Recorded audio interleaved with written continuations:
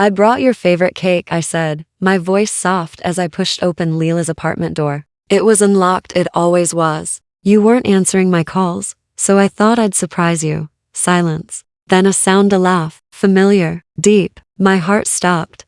I took one more step inside. Leela? My voice trembled. Are you home? Then I saw them. Ethan's shirt on the floor. My sister's hair tangled in his fingers. They froze. I couldn't. For a second, I thought maybe I was dreaming. Tell me this isn't real, I whispered. Please, tell me this isn't what it looks like. Ethan moved first. Maya, wait, don't, I said. My throat felt tight like I was swallowing glass. Don't you dare say my name right now. Leela pulled the blanket tighter around herself. I didn't mean for this to happen. I almost laughed. You didn't mean to sleep with my fiancé? Her eyes darted away. It just happened. I stared at them, at the two people I loved most in the world. How long? Ethan looked down. A few months. Months? The word cracked. You were planning our wedding, Ethan. I was fitting my dress while you were in her bed. He stepped closer. Maya, please don't. I stepped back. You don't get to come near me. He reached for me anyway, but I flinched like he'd struck me. My voice dropped to a whisper. You promise me forever. He sighed, rubbing his face. I didn't mean for it to happen this way. That's what cowards say when they destroy something good, I said. You could have told me. You could have walked away. Maya, please listen, Leela said, her voice shaking. I fell in love with him. I didn't want to, but I did. Do you want me to forgive you for that? I asked. Because I can't. I can't even look at you. She started crying, but her tears only made the silence heavier. The air smelled like cheap perfume and betrayal. I wanted to scream, to throw something, to hurt them the way they hurt me. But I didn't. I just stood there, frozen in a world that had stopped making sense. Ethan said softly, we never wanted to hurt you. I let out a bitter laugh. Then you should have thought of me before you touched her. He looked guilty. I made a mistake. No, I whispered. You made a choice. I could feel my heartbeat everywhere in my ears, in my throat, in my shaking hands. Was any of it real? The promises? The ring? The future we talked about? He opened his mouth, but I cut him off. Don't lie again. His silence was my answer. Leela sobbed harder. Maya, I'm sorry. I'll never forgive myself. Yes, you will, I said quietly. You'll move on, because that's what you do. You take what you want and walk away like nothing happened. She covered her face. Please, don't hate me. I don't, I said. I just don't know who you are anymore. Ethan tried again. Maya, we can fix this.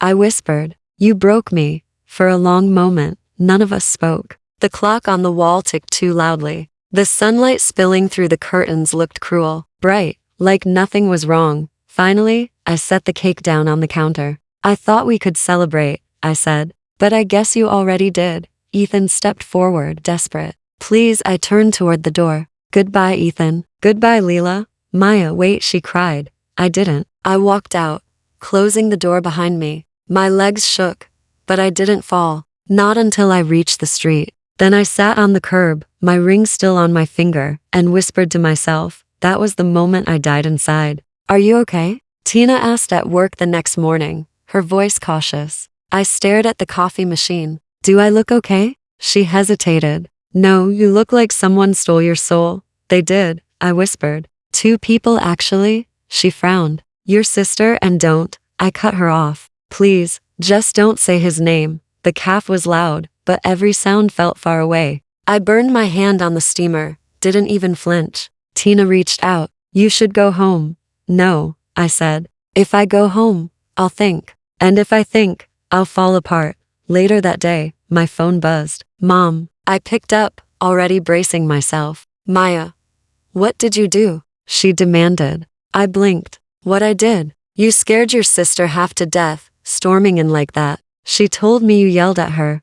I didn't yell, I said quietly. I couldn't even speak. She sighed like I was the problem. You always get dramatic when things don't go your way. Mom, I whispered. She slept with my fiancé. I know, she said, too calmly. But maybe if you'd kept him happy, he wouldn't have looked elsewhere. My throat tightened. You're blaming me? I'm saying men get bored, Maya. You have to keep them interested. I stared at the wall, the phone heavy in my hand. I thought love was supposed to mean something. It does, she said. just not enough to last forever. I hung up before she could finish. That night, I sat alone on my kitchen floor, the ring still on my finger. I twisted it until it hurt. My reflection in the metal looked like a stranger. I whispered to myself, did everyone know? The next day, I found out the answer. When I stepped into the small grocery store near my street, two women stopped talking mid-sentence. Their smiles dropped. Hi, Maya, one of them said, her tone awkward.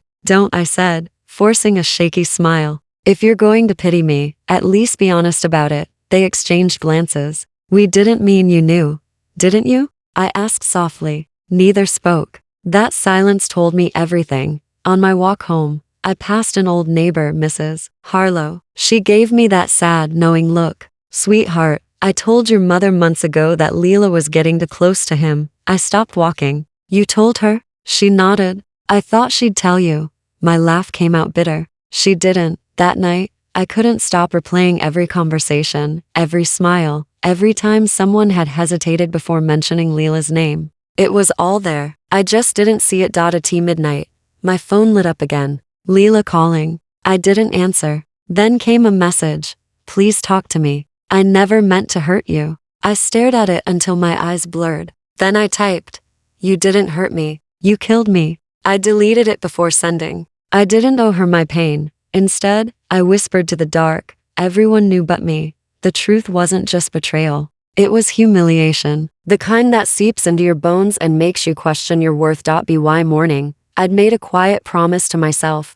No more tears for people who watched me drown. If they could look away so easily, so could I. I can't do this anymore. I whispered to the empty room. My voice sounded small, like someone else's. The clock blinked 3:12 a.m. I hadn't slept in days. My phone screen glowed beside me. Their engagement photos. Ethan in his favorite suit, Leela in white, her hand resting on his chest, where my ring used to be. I called Tina. She answered on the third ring, groggy. Maya, what's wrong? I can't breathe, I said. It hurts too much. Did something happen? They're engaged. I choked out. He proposed to her. My sister. Oh my God, she whispered. When? 2 months. That's how long it's been since I found them. And now they're smiling for the world. Tina hesitated. Do you want me to come over? No, I said. If I see someone right now, I'll break. She sighed. Then talk to me, please. I can't even talk without crying, I said. It feels like my chest is collapsing every time I breathe. She stayed quiet for a moment. You need to leave, Maya. Leave where? Anywhere? This place is killing you. Her words echoed long after we hung up. The next morning, I stood by my window. The city kept moving. Cars, people, laughter. No one knew that I was standing there, falling apart quietly. I called my landlord. I'm moving out by the end of the week. That's sudden, he said. I know, I just need to go.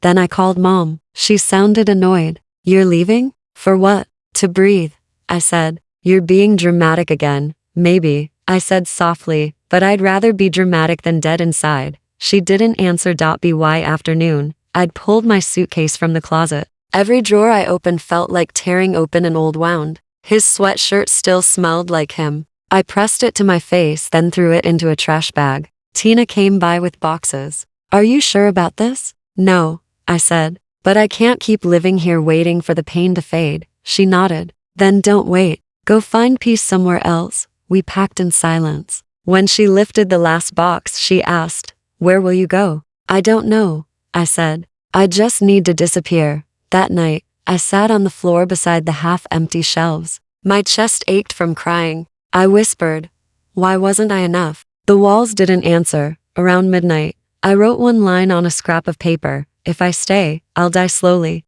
Then I folded it and slipped it into my pocket like a promise. When dawn came, I took one last look at the apartment. The ring lay on the counter, cold against the morning light. I picked it up, then left it behind. At the station, Tina hugged me tightly. Text me when you get there.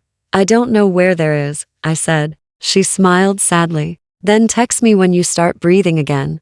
The train doors closed. The city blurred through the window, dissolving into fields and fog. For the first time in months, I inhaled deeply. It didn't fix me, but it didn't break me either. And for that moment, I could finally breathe. The first thing I noticed about the coastal city was the smell: salt, rain, and something that almost felt like peace. I rented a tiny room above a bakery. The owner, Mrs. Lee, handed me the key. Fresh start? She asked. Something like that, I said. She smiled. People come here for that a lot. The next day, I walked into a small cafe with a help wanted sign taped to the window. A man behind the counter looked up. You here for the job? Yes, I said. If it's still open. He nodded. You can start now if you want. That's how I met Noah. Quiet voice, soft eyes, paint stains on his hands. Ever worked in a cafe before? He asked. A few times, I said. I make decent coffee and terrible small talk. He chuckled.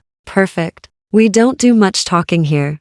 Days passed in silence and steam. I wiped tables, served drinks, and tried to blend in. One evening, as I was closing up, Noah lingered by the window. You don't talk much, he said. I forgot how, I admitted. He looked at me. Forgetting is different from healing. I didn't answer. I didn't know how. Later that week, he showed me one of his paintings, a woman standing on a pier, her reflection broken by the waves. She looks lost, I said. She is, he replied, but she's still standing. I stared at the canvas. Is she waiting for someone? No, he said softly. She's learning to stop. Something about his words stayed with me. That night, I lay awake listening to the ocean outside my window. Every wave felt like a question I wasn't ready to answer. The next morning, Noah handed me a cup of coffee. You didn't sleep, he said. How do you know? You have that look, the one people get when they dream with their eyes open. I smiled faintly. You paint lost souls, don't you? He nodded.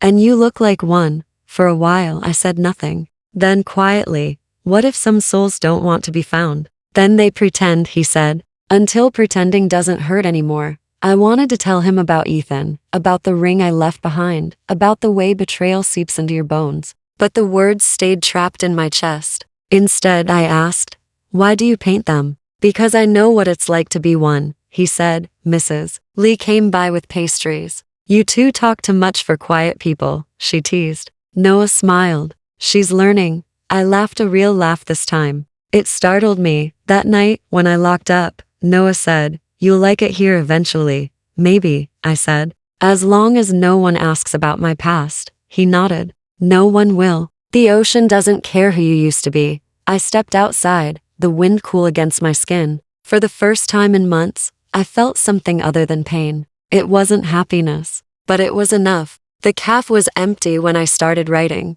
Rain tapped softly against the window, the kind of sound that makes memories louder. I stared at the blank page for a long time before whispering, Dear Ethan. The pen trembled in my hand. You don't deserve a letter, I said out loud, but I need to say it somewhere. Noah looked up from the counter. Talking to ghosts again? Something like that, I said. He smiled faintly. Write it down then. Ghosts listen better on paper. So I wrote, Dear Ethan, you killed the girl who believed love was safe, the one who trusted too easily and forgave too fast. You didn't just betray me, you buried me. I stopped, pressing the pen against the page until the ink bled. Noah walked over quietly. Letters can be medicine or poison, he said. Which one's this? Both, I said. It's what's left of the words I never got to say. He nodded. Then finish it. Even poison needs to leave the body. So I kept writing. You told me forever. I believed you. I used to think that meant you'd stay. But now I know forever just means the pain doesn't leave. I paused again.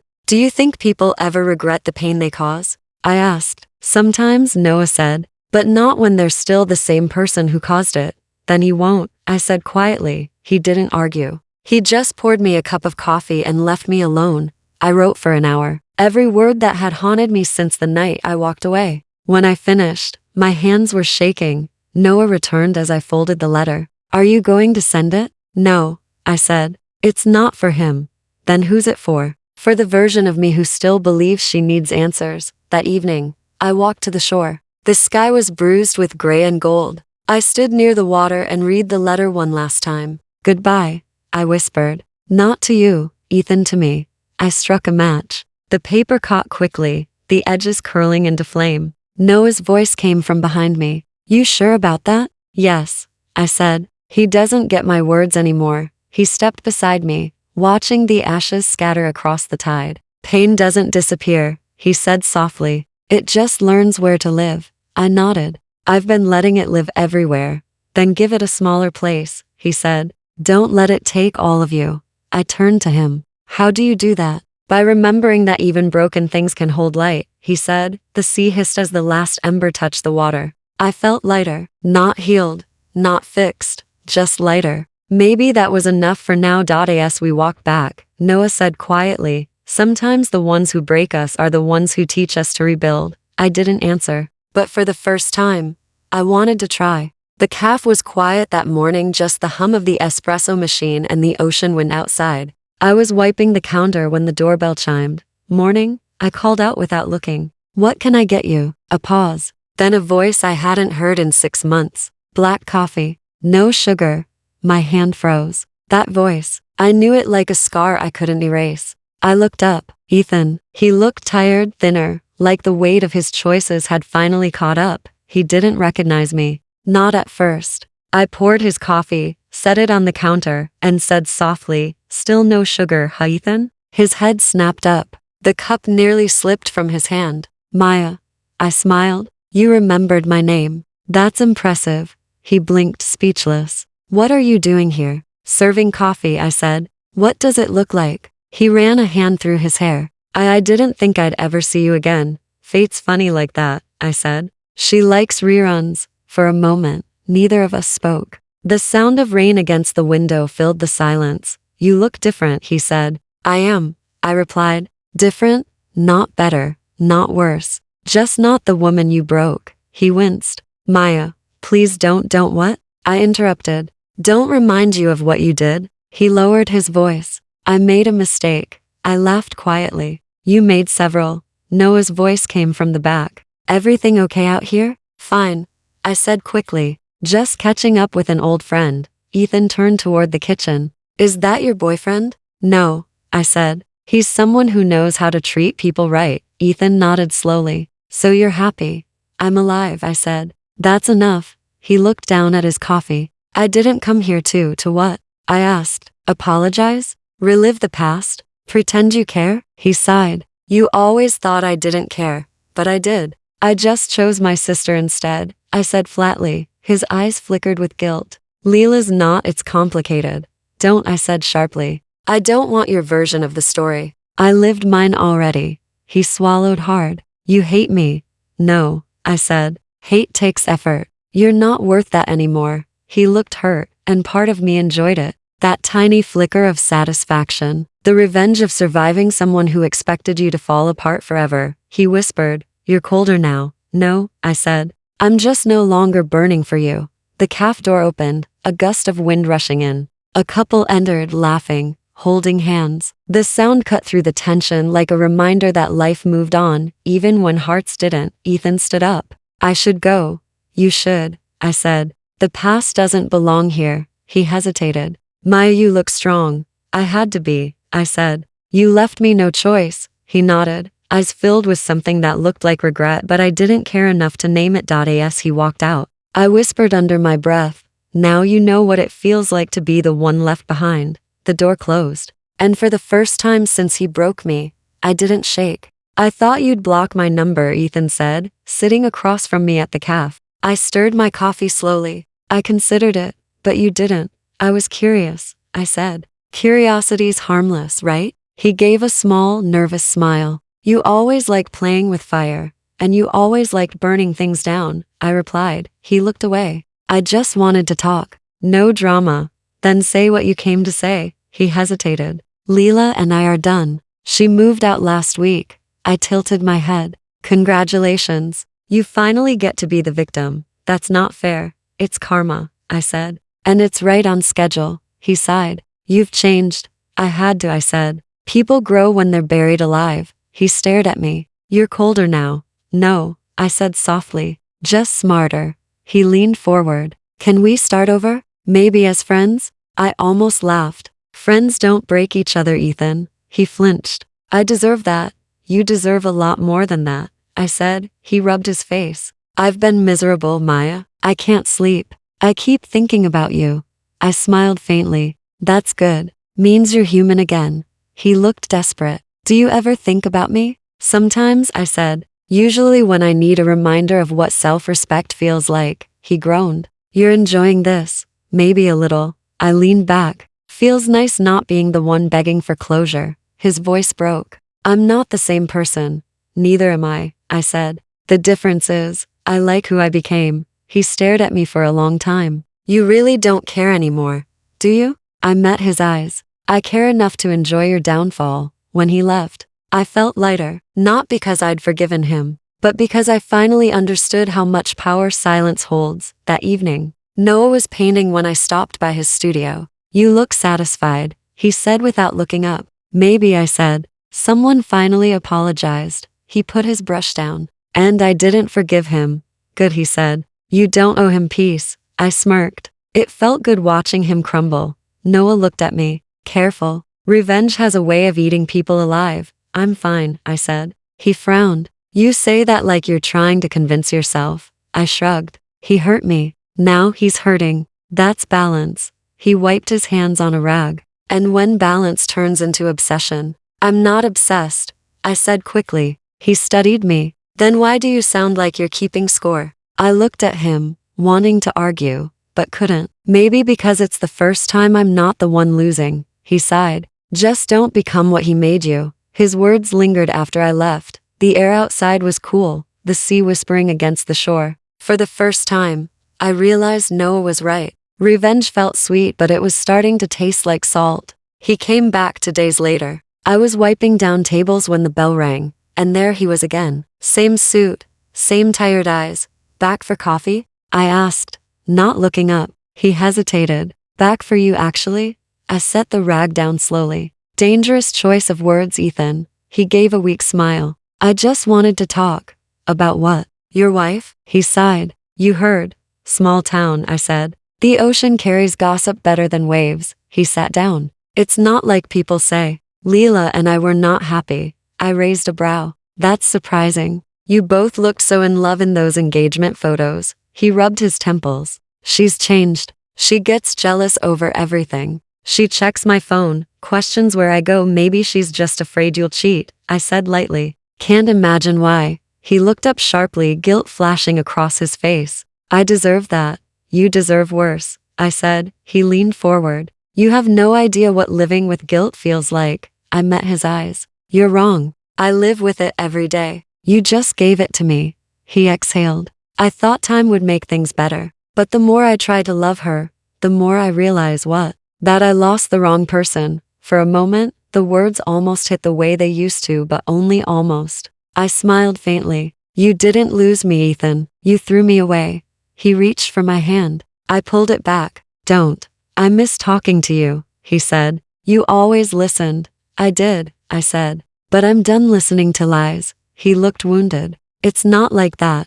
Really? I asked. You lied for months. Slept beside me while loving someone else. What part of that isn't like that? He rubbed his face. I made mistakes. I'm trying to fix them.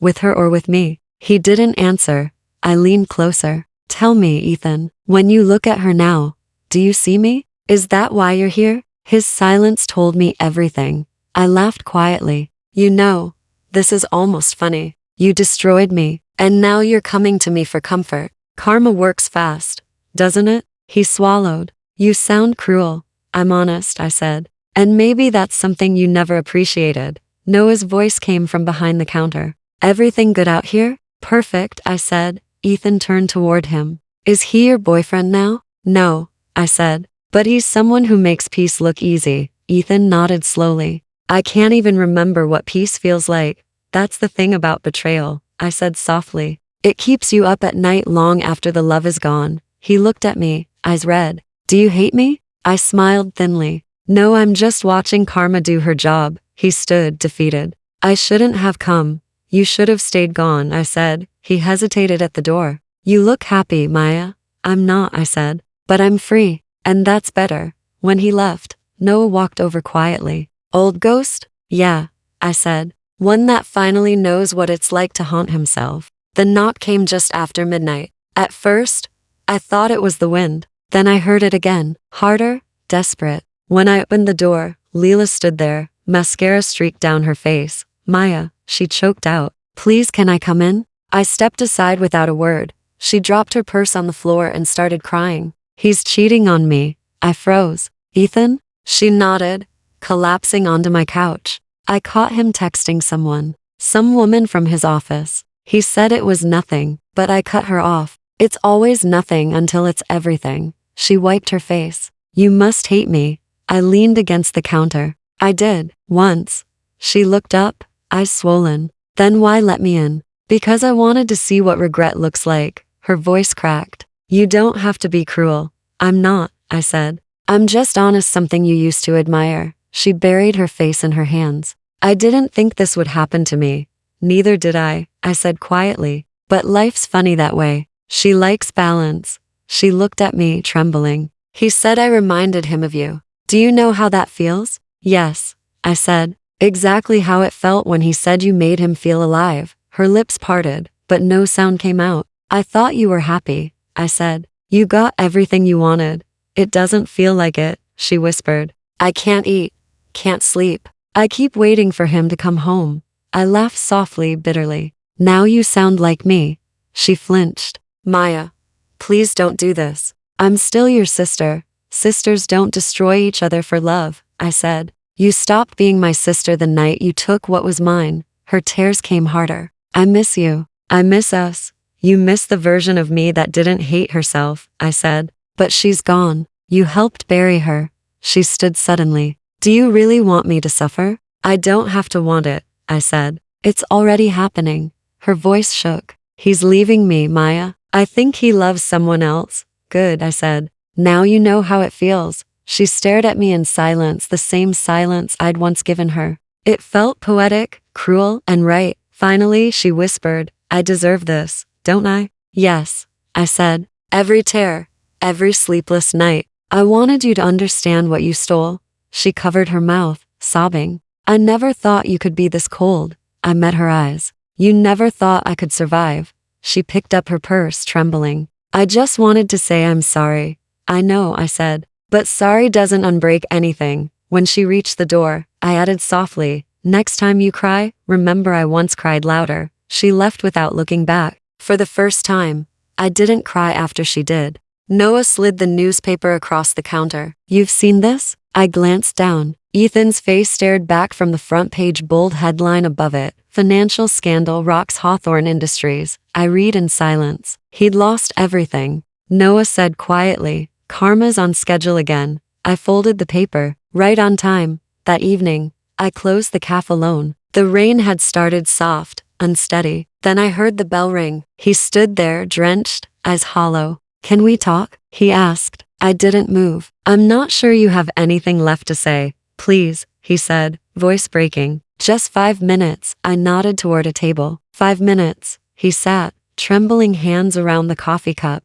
Everything's gone, Maya. The company, the house, even Leela. I heard, I said. The ocean's loud with gossip. He laughed bitterly. You always had a way with words, and you always had a way of ruining them, I said. He exhaled, eyes glassy. They said I lied, that I forged documents. I didn't, but no one believes me. I tilted my head. Lying comes naturally to you. Maybe they just recognized your talent. He winced. I deserved that. Yes, I said. You did. He rubbed his face. Leela left when the money did. She said I wasn't worth the trouble. I almost smiled. How poetic. He looked at me. I've lost everything, except the memories. That's the only part I wanted you to keep, I said. His voice cracked. Do you ever miss me? I stared at him, at the man who once held my heart like a promise and dropped it like trash. I did, I said softly. Once. But she died the day you betrayed her. His breath caught. I shook my head. Don't. You don't get to say my name like it still means something. He swallowed. I thought if I apologized, you think an apology resurrects the dead? I asked. Because that's what you'd need to fix what you killed. He looked down, shoulders shaking. I was a fool. Yes, I said. But I needed you to be one. Otherwise, I'd still be waiting for your version of love. He laughed weakly. You've changed. I had to, I said. You left me no choice. I thought I'd come here and feel better, he said. But it hurts more. Good, I said. Pain's how you know it's real this time. He looked up at me, eyes red and wet. I ruined everything. I met his gaze. No, Ethan. You just taught me how to live without you. He stared for a long time, then whispered, you really don't feel anything anymore? Nothing, I said. That's the gift you gave me, emptiness. I learned to fill it myself. He stood slowly. I'm sorry. I know, I said, but that doesn't make me yours again. He nodded once, like someone who finally understood what loss truly was. When he left, the rain followed him out. I locked the door and turned off the lights. My reflection stared back from the glass, calm, steady. For years, I'd waited for his apology. Now I realized I didn't need it. He wasn't my closure. I was. I found Noah sitting by the window of the cafe, sketchbook open, sunlight spilling across the page. You're early, I said, hanging my coat. He smiled. You're late. I had a visitor last night, I said. Ethan? I nodded. He set his pencil down. And he finally broke, I said. It wasn't satisfying like I thought it would be. He looked at me quietly. It rarely is. I thought seeing him fall would heal me. Noah leaned back. Healing doesn't come from someone else's pain. Then where does it come from? I asked. From finally wanting peace more than revenge. I sighed, resting my chin on my hand. You always say things like that. Like what? Like you've lived 1,000 lives before this one. He grinned. Maybe I have. For a while we just listened to the waves outside. The world felt softer near him. Noah, I said, why do you stay? He didn't look up. Because you need quiet, and I have plenty of it. I smiled faintly. You don't even know me that well. I know enough, he said. You love too deeply, forgive too easily, and you think strength means never crying. His words hit deeper than I wanted to admit. You make me sound broken. No, he said gently. I make you sound human. I stared at him. You're too kind.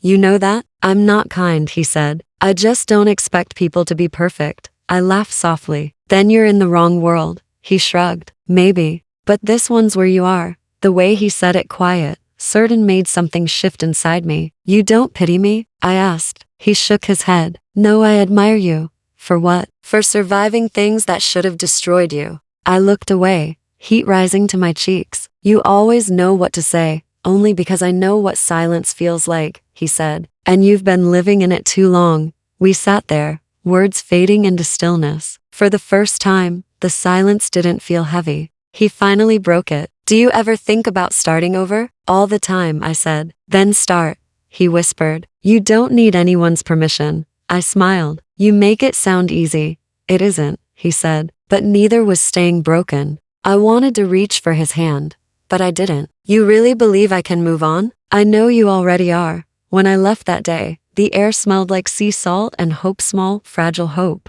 As I walked home, I realized something simple. Noah never tried to fix me. He just stayed quietly until I started fixing myself. Healing didn't come all at once. It came in pieces, in soft conversations, in unspoken care, in his steady eyes. For the first time, I imagined a future that wasn't haunted by ghosts. And when I closed my eyes that night, I didn't see Ethan. I saw peace. The morning light hit the mirror before I did. For once, I didn't look away. I whispered, you made it. My reflection smiled back, tired, softer, but alive. Noah's voice came from the doorway. Talking to yourself again? Practicing honesty, I said. He grinned. And what's the truth today? That I'm not broken anymore. He nodded, wiping paint off his hands. You finally believe that? I think I'm starting to. About time, he said. I was getting tired of reminding you. I laughed quietly. You never remind me. You just stay. That's my secret, he said. Staying works better than fixing. I glanced at the clock. I'm leaving town for a few days. He raised a brow. Home? Yeah, I said. There's something I need to do. He studied me. You sure you're ready? I don't think I'll ever be ready, I said. But I'm going anyway. He smiled faintly. Then go. Just don't disappear this time. The drive was quiet. The roads looked smaller than I remembered, like time had shrunk them. When I reached the cemetery, the air smelled like rain and wildflowers. I carried a small bouquet and knelt by my father's grave. Hi, Dad, I whispered. It's been a while. The words came slowly, one by one. I wish you were here. You'd probably tell me to stop crying and start living. So, I did. It took me a long time, but I did. The wind brushed my face, soft and cool. I forgave them, I said. Not because they deserved it, but because I didn't want to carry them anymore. I placed the flowers down. And I forgive her too, the girl who stayed too long, who loved too hard, who thought she couldn't live without them. My voice broke a little. She tried her best. I owe her that. When I stood, I felt lighter, not healed completely, but closer to peace than I'd ever been. Back in the car, my phone buzzed. A message from Noah. You okay? I smiled and typed back. For the first time, yes. The city looked different when I returned. Brighter, almost welcoming. Noah was waiting outside the cafe, sketchbook in hand. You found what you were looking for? He asked. Not found, I said. Just stopped searching. He smiled. That's the same thing. I left my past where it belongs, I said. Good, he said softly. Now make room for yourself. We sat together, watching the sea bleed into the horizon. He didn't speak again, and he didn't need to. The silence between us wasn't heavy anymore, it was whole. When I caught my reflection in the cafe window, I didn't see the girl who begged for love. I saw the woman who survived it. Forgiveness wasn't for them. It was for me. The gallery lights were warm and soft, like they were afraid to touch the paintings too harshly. Noah's hand brushed mine as we walked in. You nervous? He asked. A little, I said. I've never been someone's muse before. He smiled. You've always been mine. You just didn't know it. The place buzzed with quiet chatter, the scent of paint and perfume mixing in the air. I stopped when I saw it. My portrait. A girl standing by the ocean, half turned away, the wind pulling her hair toward the horizon. The plaque beneath read, The girl who walked away. My throat tightened. You really painted me like this? I painted how I saw you, Noah said softly. Free. I wanted to say something, but before I could, I felt a presence behind me, familiar, heavy. Maya. The voice pulled every old memory to the surface. I turned. Ethan. He looked older, thinner. His hair was streaked with gray, and his eyes carried the same guilt they did the last time I saw him. For a moment, neither of us spoke. Then he whispered, You look different. I am, I said. Life does that. He looked past me to the painting. That's you, isn't it? I nodded. His voice shook. It's beautiful. You're beautiful. Noah stepped closer, his arm sliding around my waist. She is, he said calmly. Ethan's eyes flicked between us. You too, yes, I said. For a long time now, he swallowed. You seem happy. I am, I said simply. He took a step closer. I never stopped thinking about you. I tilted my head. Funny, I stopped thinking about you years ago. He flinched, but I didn't feel satisfaction, just peace. You were right, he said. I ruined everything. I thought time would make me forget, but it didn't. I smiled faintly. That's your punishment, not mine. He stared at me, voice trembling. Does it ever stop hurting? It does, I said. But only when you stop waiting for someone else to fix it. Noah tightened his arm gently, grounding me. Ethan looked at him. You helped her forget me? No, Noah said. She did that on her own. Ethan laughed bitterly. I used to think she couldn't live without me. You were half right, I said. I couldn't live without myself. So I found her again.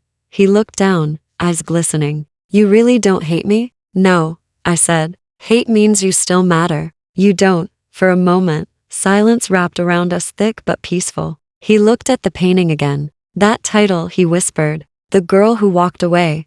That's you. Yes, I said. And she never looked back. He nodded slowly. I see that now. I smiled, not cruelly, just honestly. Good. Maybe now you can finally let me go. He took a shaky breath. You are the best thing I ever had. I met his eyes. And the best thing I ever lost. When he turned to leave, I didn't watch him go. Noah brushed his thumb across my hand. You okay? He asked. Perfect, I said. He'll never forget me. Noah smiled. And you? I already have. I looked back at the painting, that girl walking away into the light. She wasn't running anymore. She was free.